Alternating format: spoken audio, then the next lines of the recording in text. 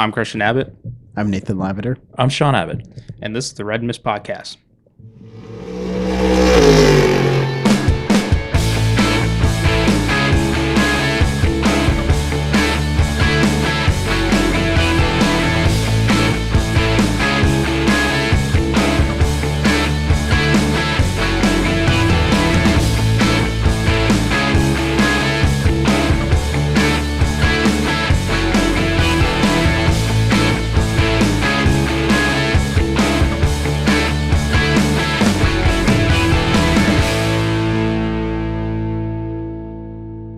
Hello, welcome to the Red Mist Podcast, Season 3, Episode 32. The Tide Pontiac Grand Prix of PPI Racing with Cal Wells, driven by Ricky Craven. Episode. Nate's not here today, so. Oh, we almost had him, but. Almost had him, but yeah. Anyway, so there we go. Cool paint job. Car was meh. Did get one win though. Like they had the closest win in NASCAR history, but that's about it. Anyways, moving on. On tonight's episode, we'll talk IndyCar, short track racing. Well, is it short track? Gateway's still call it oval. No, Gateway's still short. They got to throw on not a super speedway. No, but they got to throw on the big wings. You know. Okay. It's still big. I mean short. It was a fun night of racing. It was very entertaining. It was entertaining. A little bit of controversy at the end. What? No. There's never any controversy in IndyCar. They don't do that stuff. Only NASCAR does that. And then we'll go into NASCAR. A fantastic weekend of racing that finished today because NASCAR is too stubborn to start a race at a time that's convenient and would have missed all the rain. What do you want me to tell you? You have to start the race at 3:30 in the afternoon when it's going to rain, and could have started at 1 o'clock and been done by 3:30. Yeah, but why would you do that? Because the NFL starts all their East Coast games at 1 o'clock, and they don't care if the West Coast people have to stay, get up at, tune into the games at 10 o'clock in the morning. They seem to like that. Or when they're overseas, it's 6 o'clock in the morning. So, Formula One, no regard for U.S. times, and still draws the crowd. Anyway, just saying. I did. I was looking at the IndyCar schedule today, and I noticed that for Nashville, the race starts at 3 in the afternoon, and I'm like, well, why would they be doing that? Like, why wouldn't you put this to a later time of the day and run out under the lights? No, Sunday Night Football, can't do it. No. And you're gonna go right. It's gonna be on NBC, so you'll go right from Nashville, IndyCar's season finale, to Sunday Night Football, whatever that is. Right. So, what happens to the folks that are watching NFL on Fox and CBS? It's like no one's going to watch the IndyCar race. I know. It's right in the middle of the day. I mean, granted, like this is their argument. Or no? Are you flipping it the other way? Like it doesn't matter what time they do it because they're not going to watch it anyways. It doesn't matter what time they watch it. It's like, well, why don't you just put it on Saturday night and go up against college football? You got a better chance there. Yeah, honestly, if they're in a no-win situation, but Saturday night would be much better. Yeah, and it's still earlier in that season where it's not big important games yet either. So I know every week's important, but you got more of the big dogs playing some of the cupcake teams. Right. Gotcha. Anyways. Gotcha. I mean, it's early in the season for the NFL, but anyways. I mean, it's like college football, not NFL, but anyways. Yeah. All right. Then we'll have some news and notes, things like that. Want to start off the show, kind of to me, it's a sad note. but because I'm a big fan of dirt track racing, late model stuff, and unfortunately, one of my I don't want to say heroes, but one of the guys that I really enjoyed watching, Scott Bloomquist, unfortunately passed away in a plane crash this past week, and this guy was an absolute character. I mean, he he was America's short track racing dirt style, like, but he was late model, so he didn't run wing sprint cars and stuff like that. But it was too bad they passed away. The guy was somebody who probably deserved to crack at something in NASCAR, but absolute nut job, but really just a awesome race driver, and he helped a lot of people coming up through the ranks. And it's kind of a little bit of symmetry. We'll get to it. Don't want to spoil it, but we're going to spoil it. But today's NASCAR winner, Tyler Reddick, actually had his cars built in Scott Bloomquist's shop. So when he was coming up, so that was pretty cool. So anyway, so we'll thoughts and prayers to Scott Bloomquist and his family. So that was kind of a bummer, but yeah, not that a lot of people know, but to me it was a big deal. All right, let's get into it. IndyCar, the Bommarito Automotive Group 500. Why is it called the 500? They do. Was it five? It's not 500 miles, is it? No, check because they only went 202. Is it 500 kilometers? It's 260 laps. Checking. I couldn't understand why it was. I thought I get if it was 500 laps. Yeah, but it's not. It's only 260. 260. So it must be. Yeah. Hold on. We're checking. What did I say? 32. I shouldn't have asked that question. It's sorry. Five. It's 325 miles and 523 kilometers. So I really don't get where the 500 is coming from.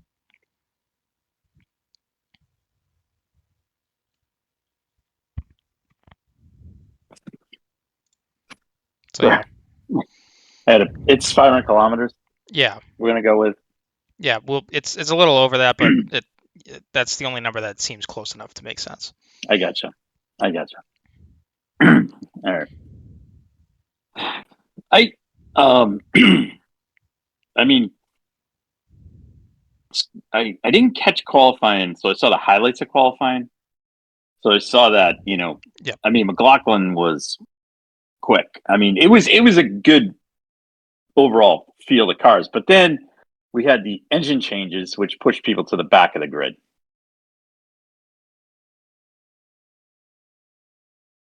So like Rosenquist and a couple other folks went to the back. Yeah, I was in the same boat. I didn't catch qualifying, but I mean, at a track like this, you can either have a good car to kind of get back up into the field, or your Penske just hit the front. Right. So I thought that was pretty.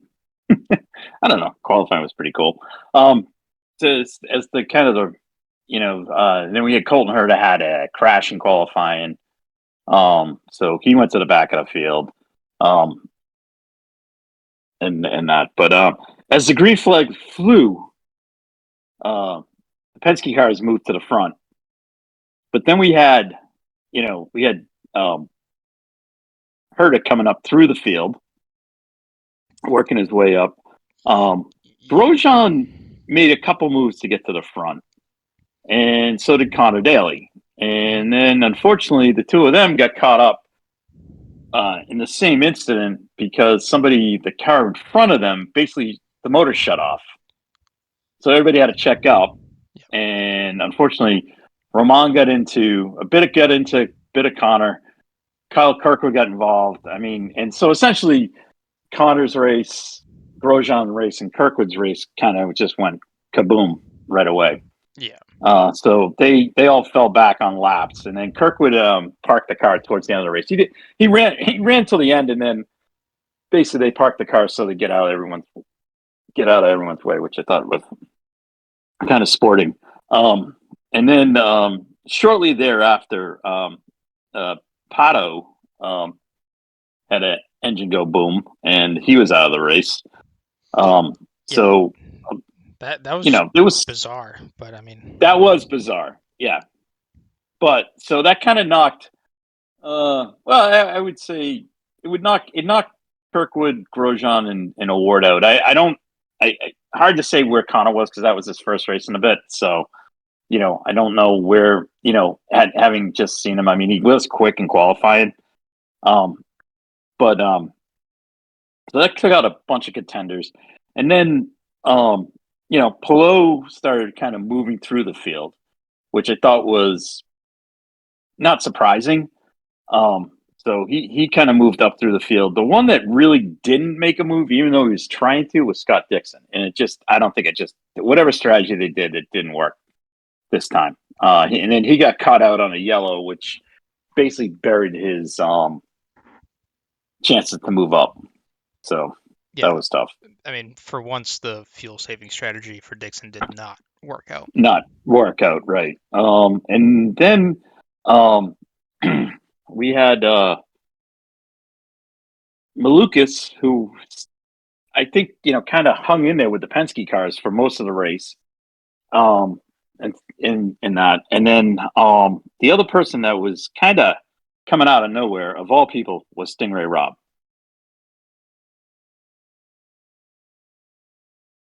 Which hard to believe, but he actually did. He had a very quiet day. Right, but he moved up, and then he, as they cycled through for pit stops, he led for a good chunk of the end of the race. It wasn't going to work out because he was off strategy, but right. I mean, he was leading. But if a yellow fell, potentially he could have. Oh yeah, in the mix for it, up front. And then the other person that was kind of playing a redemption game was Alexander Rossi.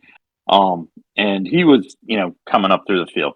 So, we kind of positioned ourselves for the last 2/3 of the, I shouldn't say last 2/3, but last 30% of the race. And then we had Palou then Power and Malukas got into each other. I don't know. I don't know where to go with this. I think it was kind of a low percentage move by Malukas. But at the same point, Power didn't cut him any slack. Yeah, I was gonna say well, it was low percentage in the sense that he was just trying to take the bottom through 1 and 2, so he probably wasn't gonna have enough momentum to beat Will off of 2. But I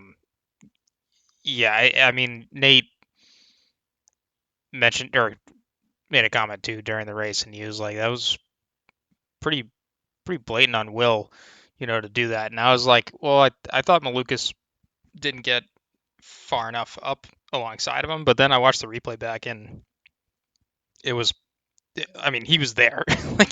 You definitely couldn't just come down as much as Will did. Nope. There. So I mean, that was pretty poor on his end, but I mean, so that kind of got, Will kind of got into a snit about that.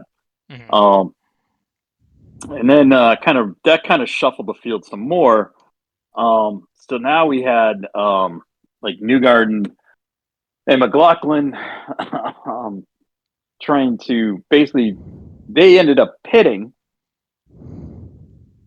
taking tires. And I think two things happened here. And one of the things that didn't get mentioned was I thought McLaughlin was pretty conservative on the pit entry into the pit lane, whereas Newgarden, who was behind McLaughlin several cars, did exactly what you should have done, which was he carried speed through there, and he basically caught up to McLaughlin right as they got to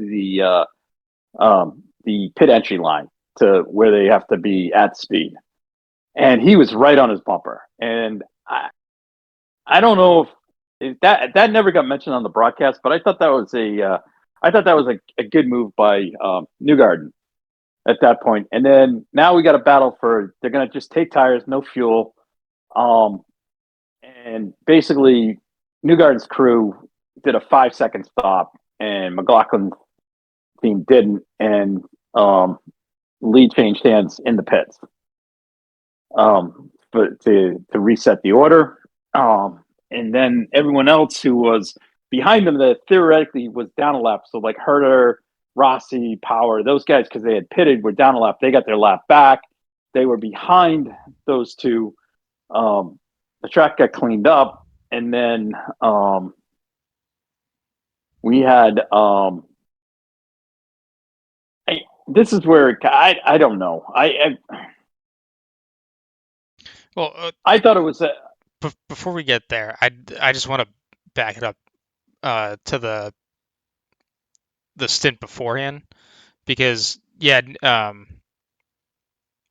got around McLaughlin there at that pit stop, but before that, I thought it was really interesting to see how the strategies were playing out, because before that he was going to have to stop. Yeah, so both Penske's had to stop, and I thought after the restart, where I'm going back 3 cautions. So there was the final one, which was the red flag, and then the one before that everyone came in, and then this last one was where Power and Malukas stayed out.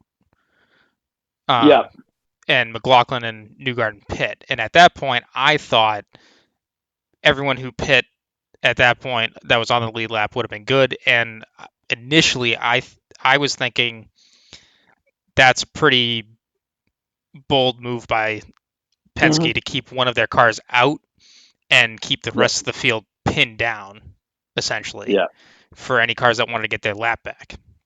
Gotcha. So, because that would have allowed a few guys to get a lap back and get a couple more guys on the lead lap for that last longer run, and then also for even after going into the red flag. So it could have been a little bit. And then I guess you could play speculation of would everyone been positioned where they were for when that restart came around that caused the red flag. But I mean that was probably the most uncertain of what was going to happen, because at some point you saw the guys that were fuel saving and they were going too slow versus the guys that were just pushing and knowing that they had to make another pit stop and just caving to it and running that way. So it was that I thought was great to watch. Clearly fuel saving was not the way to go this race, just between how it played out and the pace difference just wasn't there to offset it. Because even Dixon's strategy when during that big green flag run, you could already see he was ahead. No, he wasn't even ahead. The leaders pulled out in front of him, and for him to go on one more stop, he was pretty much dead. But he was so far committed into that strategy, he had to see it out. Gotcha. But yeah, all right. So then fast forward, Newgarden McLaughlin pit. Newgarden jumps McLaughlin. So now we're on the second to last restart for the race. Yeah, and in theory, what should have been the last restart. Yes. Yeah. Okay. So they form up, they go around, they come into turn 3. Now, the pace, it was slow. Leader controls the pace, correct? But and technically he does have to stay at pace car speed. So that's where the question, I guess, comes in. But so they felt so they come around, they go, the light comes on, and then Rossi goes, everyone front, couple guys in front check up. Rossi goes over the top of Power, gets into Daly got involved, but lightly, and then Who else got involved? It was mainly those three. Well, there was. I thought there was somebody else, but anyways, so so that of course, there we go, red flag. Now this starts this whole thing of people saying, well, what happened on the start? And I thought Hinch did a good job of describing it. Yeah. Whereas Townsend Bell was just like he was laying blame on Rossi from the get go, and Hinch was kind of focusing on the leader and asking for replays from the front cars, whereas Bell's like, oh, let's just watch it from Rossi's car. It's like, well, what's that going to do? Right. The light came on, they went to go, and like the front, a couple cars up front didn't go right away. Rossi went on the light, which he's supposed to do. Yeah, I mean, the first onboard was Rossi that they pulled up, and he went immediately as it came out, and there was just a delay from the front half, and I was like, oh man, I'm like, so they had Newgardens, and it didn't sound like it just sounded like it was slow, like it was dragging the speed, Mm-hmm. So I guess the question there is, was he below the speed limit of the pace car? That's the question there. Now McLaughlin, I think used his supercar experience and got up on his rear end and ready to go. But I think McLaughlin was getting kind of PO'd too. But Herta laid off a bit. Well, so if you watch McLaughlin's and Herta's onboards, the argument for them not going was that Newgarden was the car in front was actually big, or they were so close to the car in front of them that it was actually blocking their view to the. It wasn't like what Newgarden was, what they were saying, and McLaughlin took the high road on it, but I think he wants to say it, which I think he should just say it. I mean, Jesus, I'm so sick of this. Let's not say it. That's why I love Power. I was gonna say, I think Power said enough. It's just Power said enough, but I mean, McLaughlin's you just got to come out and say it, okay? And I love Herta too because he's right. I think Newgarden was, I really do, and his jerking around caused an accident. Herta said it coming through into 3. He said he's jerking around with everybody, and said it again in the mid-turn coming out. And and then when they went down the straight, he said, "Yep, that was completely dirty." In terms of the restart, of course, Power gets out, less than thrilled and realizes what happened, and then he wasn't. I don't think he was mad at Rossi because what are you going to do? Like, no, it wasn't. You got it. Like Power went to go and he couldn't go because Herta couldn't go because McLaughlin couldn't go because Newgarden didn't go. And so I mean, and at some point somebody's going to climb on top of somebody. Come over. The best part was Power comes over the wall and just gives Newgarden the finger.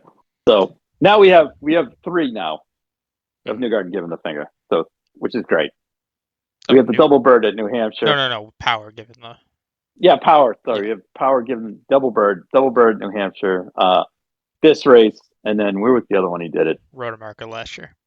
Oh, Road America last year.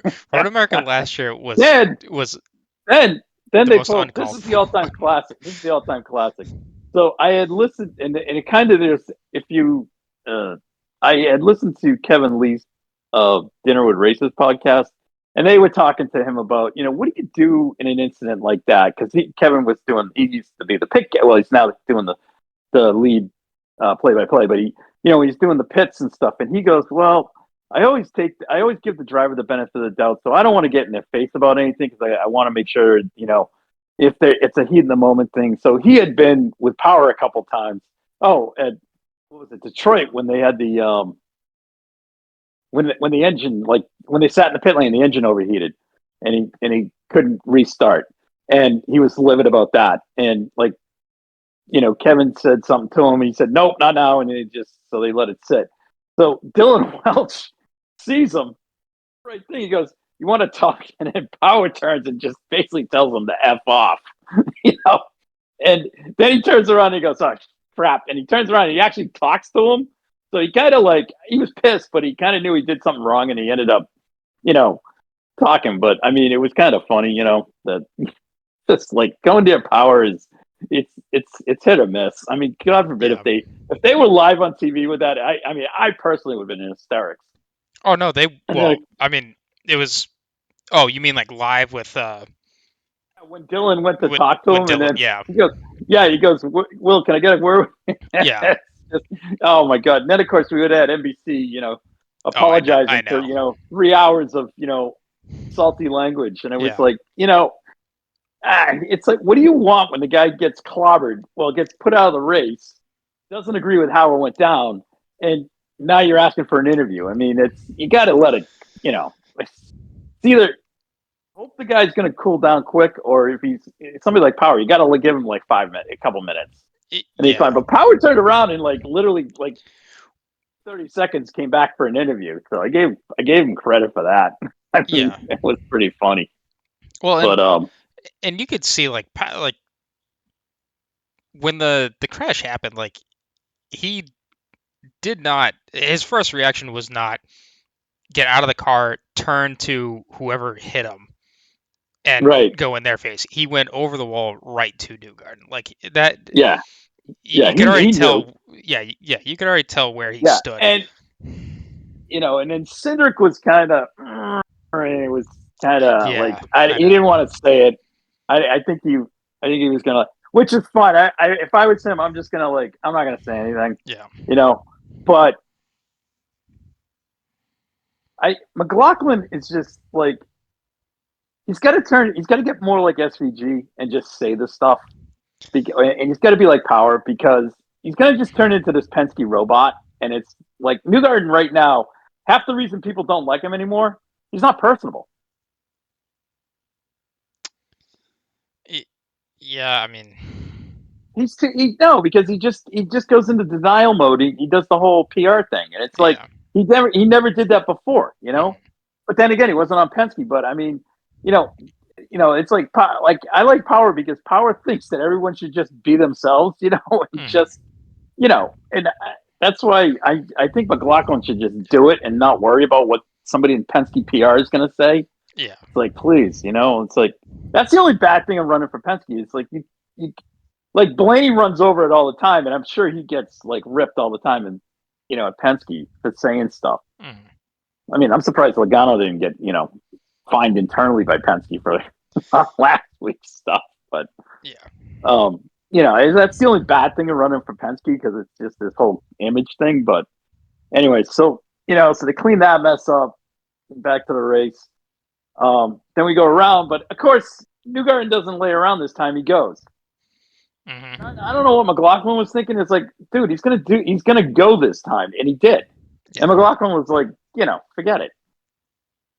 It was like, I mean, Herder had nothing. He had nothing left in the tires, so I don't know why he was challenging Lindquist, because all that was going to do was get him in trouble. In terms of potentially an accident, which knocked him further back on the points, because he had a good point haul to get himself up into. I think I may have gotten into second. I'll have it when we get to that next. But Palou was behind him, so this was on a hard charge. So I mean, I just let him go. At that point. Yeah, but what are you gonna do? I think he realized he got a bad exit out of 2, and then was probably moving over. And by the time he was moving over, he probably already saw that that Lundqvist was there. Ultimately, he let him go, which is like, okay, he let him go. At that point, it's like post race. We find out Herder had a penalty. I'm like, look, what was the result? If he held off, I could see that being a penalty.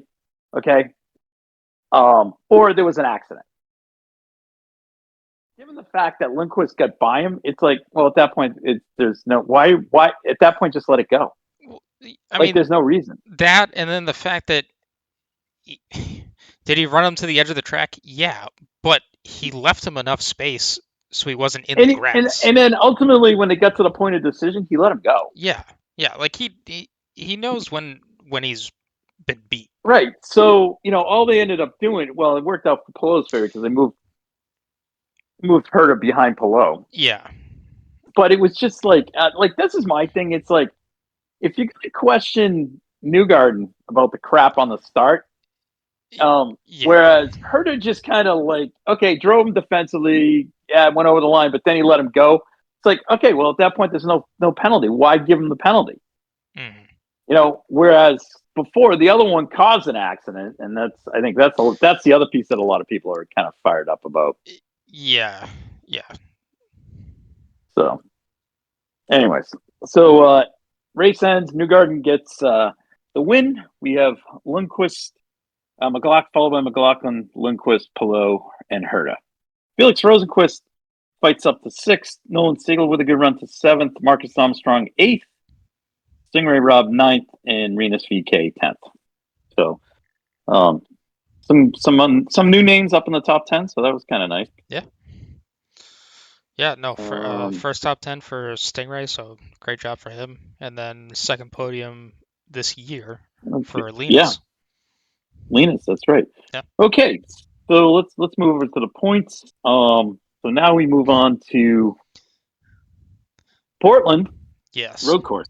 All right, so this in theory should play into Palou's hands because it's a road course. So he's gonna have to make hay here. Hurt is gonna have to make hay here too. So now we have Palou, who is 59. I'm sorry. Yes, 59 points ahead of Herter. Herter's 6 points ahead of Dixon, so they flip flopped. Dixon's 1 point ahead of Power, and Power is 7 points ahead of McLaughlin. And Pato is he for the championship. I think Pato is. I think he's too far out.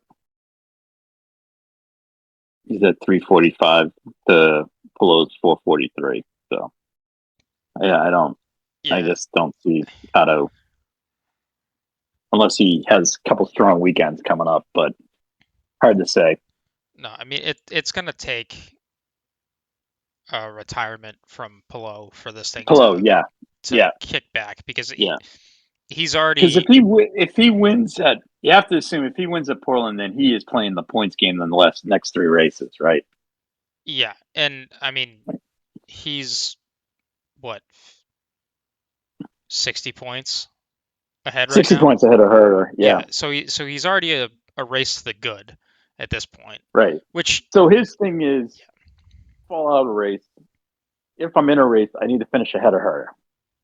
Well, I mean, not even that. I mean, he just needs points, and right now, like he is, where is it?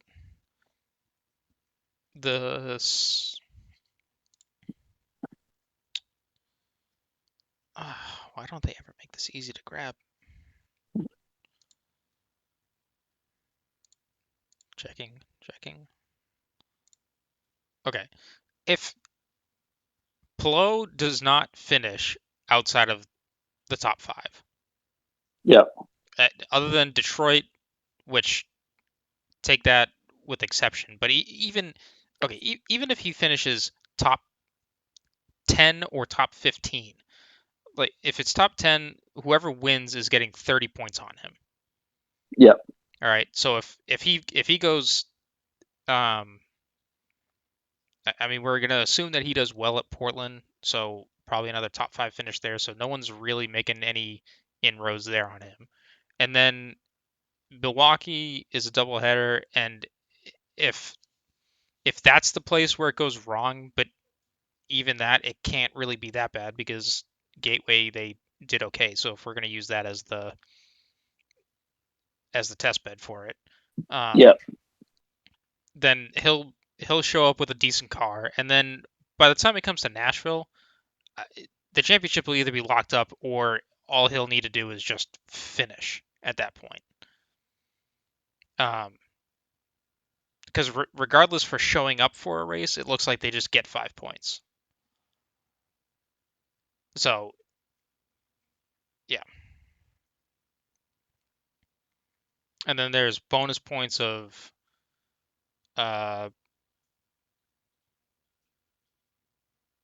whoever leads a lap gets a point, and if you have the most laps led, you get 2 additional points as well. And then if you get pole, you get 1 point. So yeah, it's really now it's Flo's to lose, right?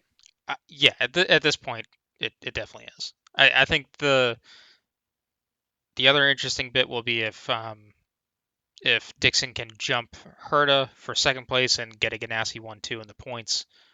Which is possible. Yeah, it definitely is. And I think that would be the more that would be something interesting to watch, considering. I mean,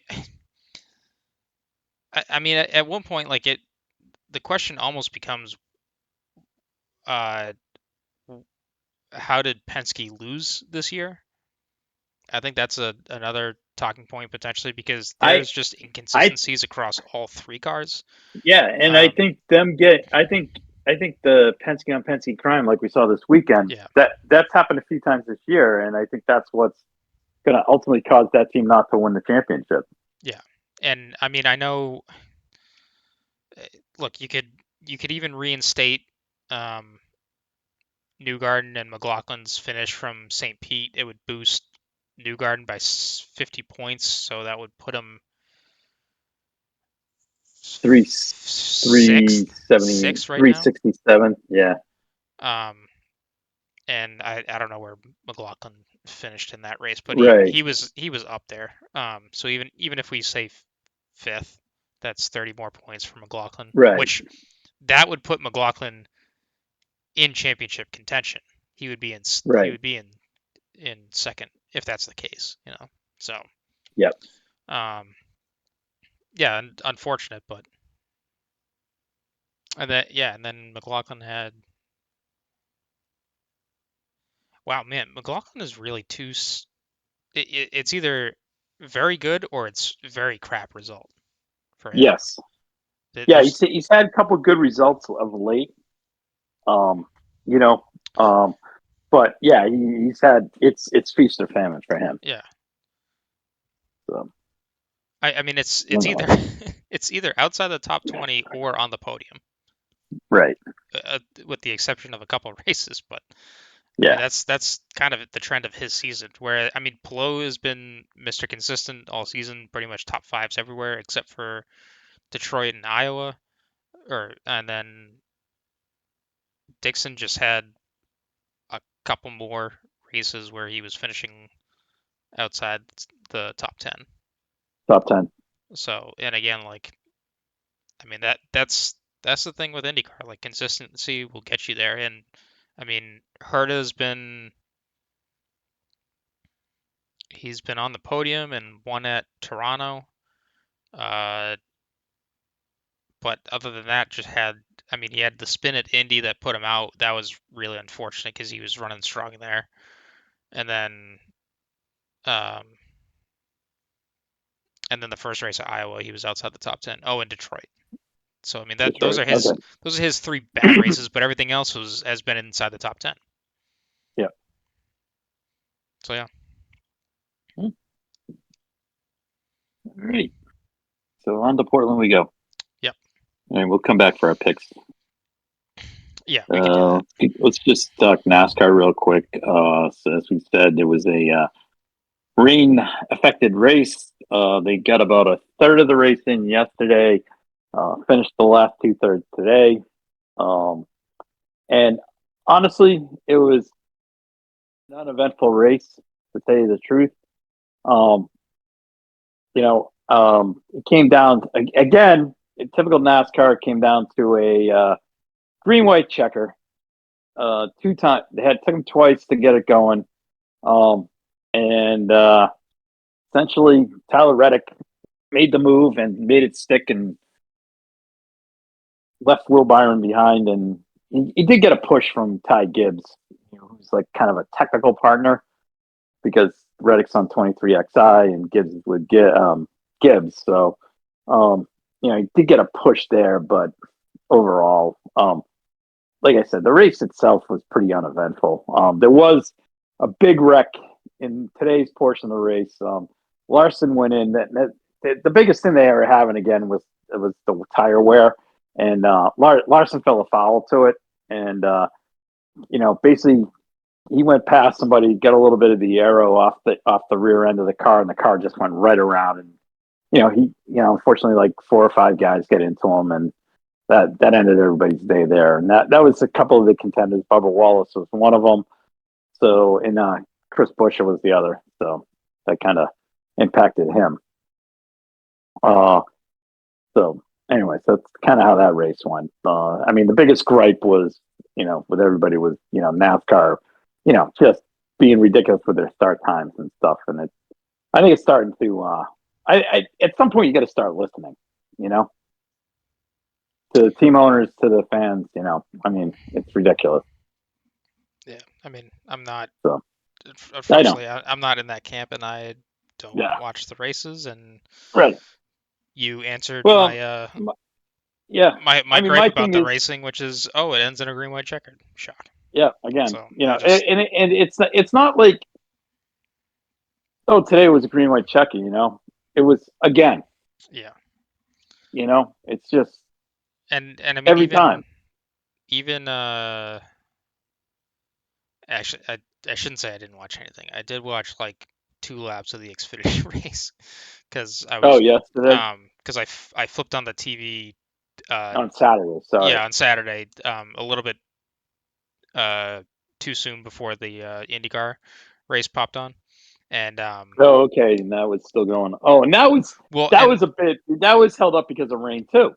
It was held up because of rain, yes. However, they red flagged it, and when they did throw the red flag, they were going to go to restart for overtime, and I'm like, okay, so we've technically gone race distance, and now we're just waiting to complete overtime. Right.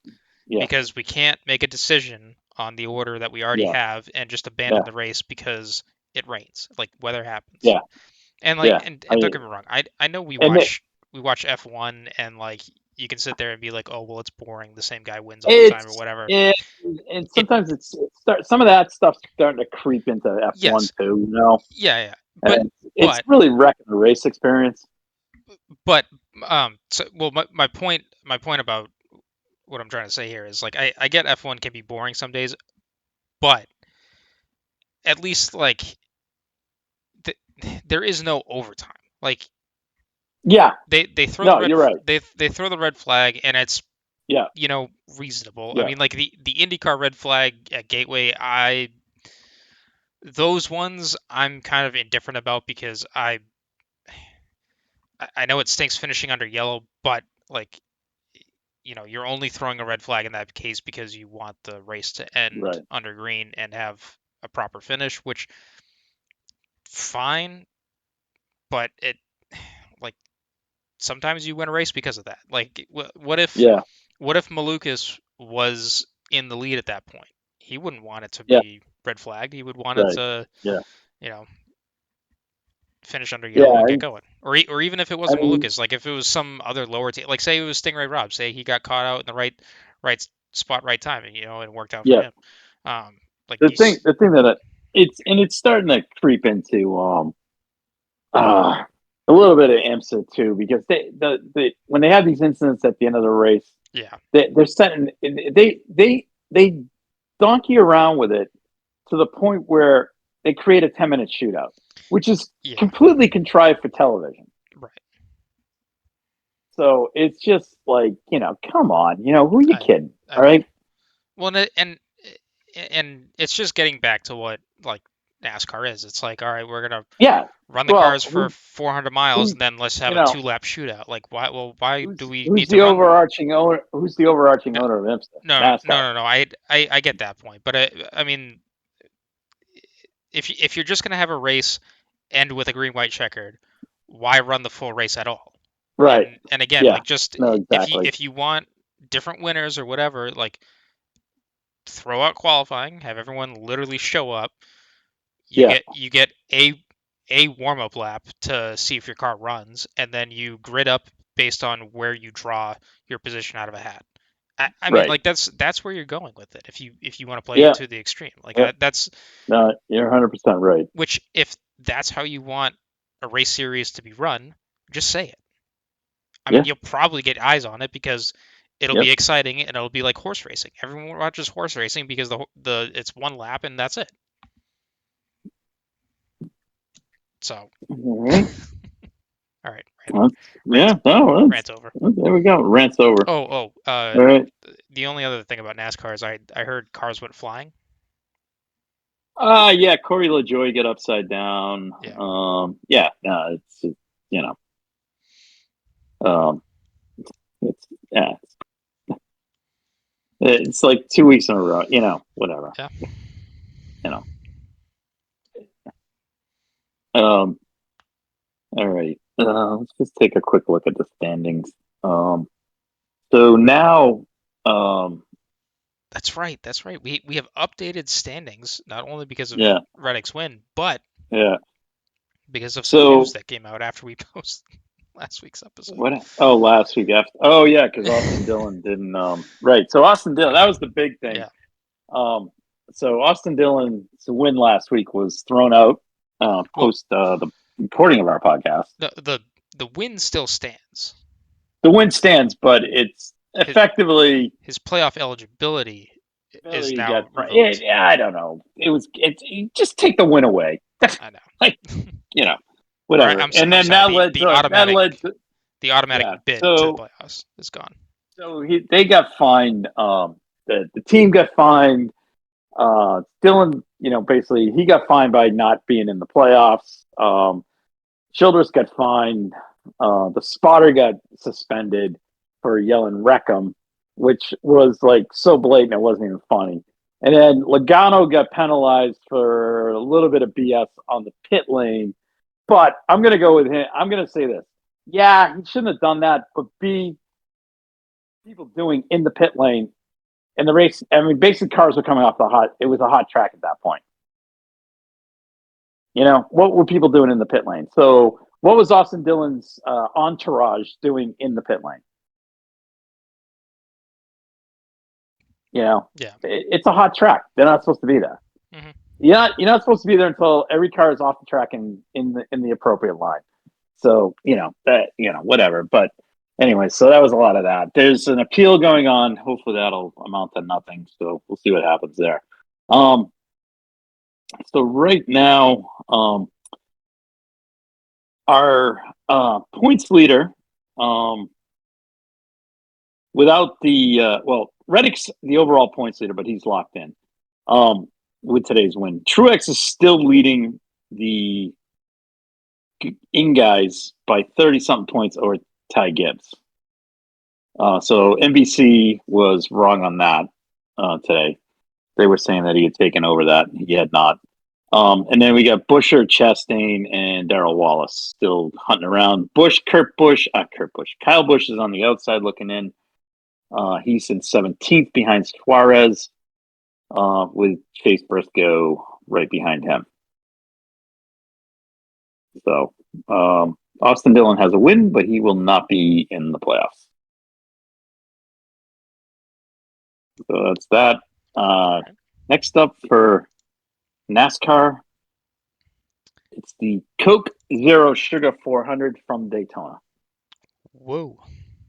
So we can, this will be next Saturday night at 7:30 under the lights. Tune in for the first 10 laps, and then you can, as long as we don't have rain, just tune back in about 2.5 hours later, and you can catch the overtime. Yep. Is that how it works? Okay. Pretty much. I mean, granted, right. it is Florida, so it will probably never know. Yep. All right, so that's NASCAR. All right, let's move on to news and notes. The biggest story was Dillon. Well, Dillon. But then did we talk about Canapino getting let go and Connor filling in for the rest of the season? Or did that break afterwards too? I thought that was what was it originally announced as?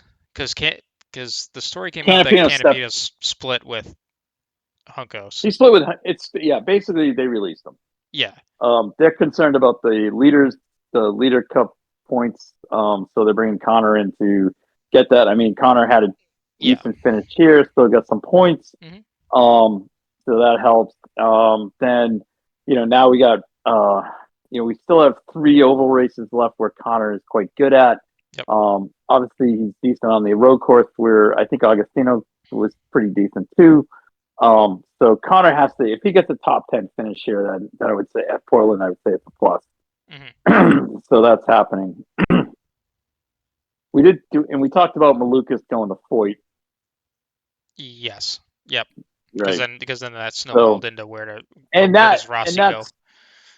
That's not where Rossi goes. But what's really coming out of that is what we kind of had alluded to.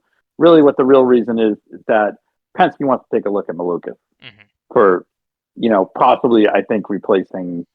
I think Will probably next year could be Will's last year with Penske. Mm-hmm.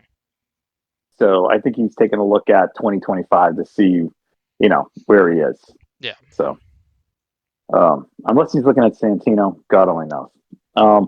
Anyways, but the rumor is that Penske ponied up some money to Foyt for that to put Malukas in there. So, not surprised by that. Nothing else has come out. Nothing else is broken since, at least on the driver market for IndyCar. So we're there.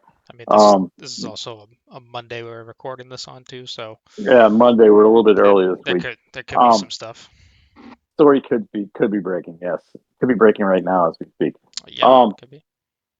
All right. On the NASCAR front, the only big news after Dillon was that AJ Allmendinger is back in the Cup Series next year, which makes no sense after this year. I'm like, what? Why didn't you take him out?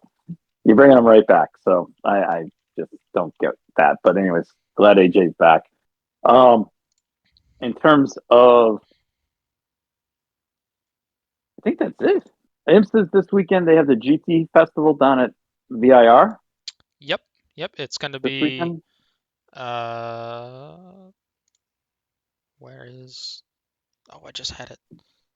So it's going to be the GT cars in the WeatherTech series. So both GTD and GTD Pro. Just make it one class. The IMSA Pilot Series is also going to be there, and the VP Racing Sports Car Challenge will be there as well. So that's the LMP3s and the GT4s. I believe they're 45-minute races, and then we also got the MX5 Cup as well. Okay. So that'll be fun. Yeah, good stuff there. All right. IndyCar, like we said, is at Portland. NASCAR is at Daytona, and Formula One is back. Yes. To Zandvoort. So very excited about that. Mm-hmm. And there's no more news on the F1 front that I've seen. No. The news is kind of stalled. So yeah.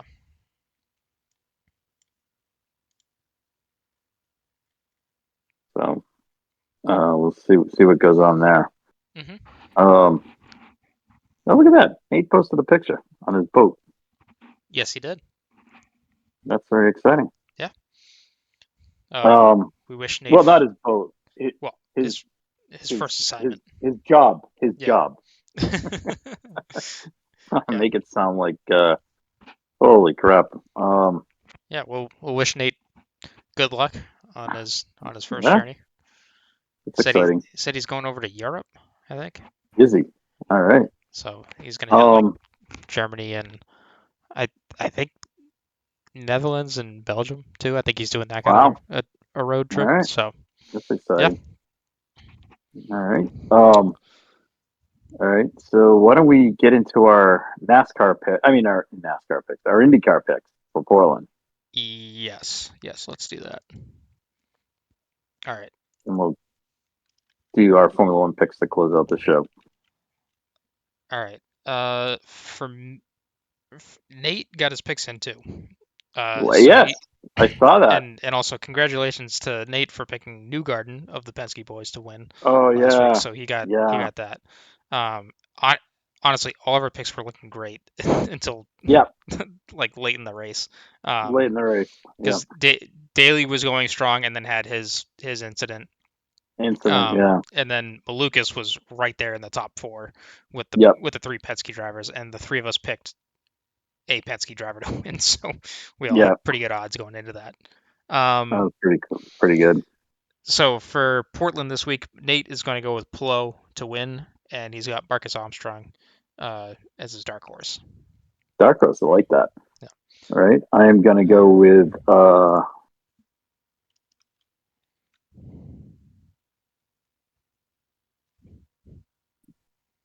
I'm going to go with Hurd to win.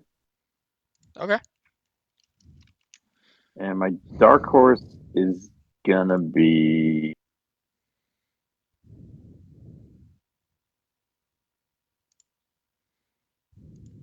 Rinus VeeKay. Alrighty. I'm going to go McLaughlin to win. Or McLaughlin. Okay. I don't know why I've been having a problem saying his name lately. McLaughlin. McLaughlin. Scotty Max is going to win. And then Scotty Mac, I like that. Yeah. And then dark horse is going to be Christian Lundgaard. Okay. Nice. All right. So, we got some good picks there. Mm-hmm. So Nate, all right, let's do Nate's picks for Formula 1, Zandvoort. All right. So Nate's got the trying to emerge as the Hambot Ver podium of what's trying to come out with this is Max to win, Lando second, and Piastri on third to round out the podium. Okay. And then his dark horse? Dark horse was Nico Hülkenberg, which by no surprise he has definitely been the standout driver of the midfield. So props to him. Okay. I am going to go with Max to win. I am going to go with Checo to finish second. And I am going to go with Carlos Sainz to finish third. My dark horse is going to be Yuki.